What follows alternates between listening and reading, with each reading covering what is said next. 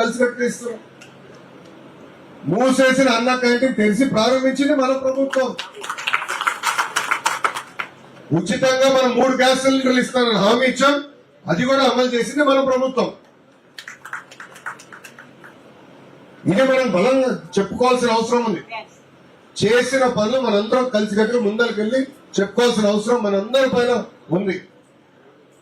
ఇంతేకాదు, సైకోకి వేరే పనులు ఉండదు మన మధ్య చిచ్చు పెట్టేదానికి. ఇదే పని. దయచేసి మనందరం అప్రమత్తంగా ఉండాలి. బూత్ స్థాయి దగ్గర నుంచి జాతీయ స్థాయి వరకు మనందరం కలిసికట్టుగా పనిచేయాలి. ఇది కేవలం ఒక ఇండియా కోసం, నేను వేరే ప్రయోజనాల కోసం కాదు, రాష్ట్రం కోసం, దేశ సమగ్రత కోసం మనం పనిచేయాలి. బాబు గారు కూడా ఎక్కడికి వెళ్ళినా ప్రధానమంత్రి నరేంద్ర మోడీ గారి నాయకత్వం గురించి మాట్లాడుతున్నారు. సమర్థవంతమైన నాయకత్వం రావాలి.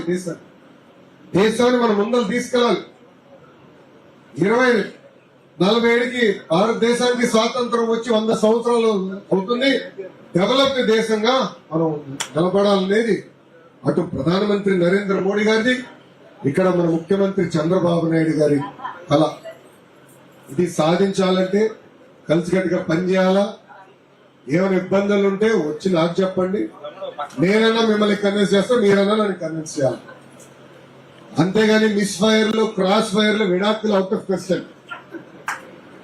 మనందరం కలిసికట్టుగా పనిచేయాలి, కలిసికట్టుగా ముందరికి వెళ్ళాలని ఈ సభాముఖం తెలుపుకుంటూ, నాకు ఇంత అద్భుతమైన అవకాశం ఇచ్చిన వర్మ గారు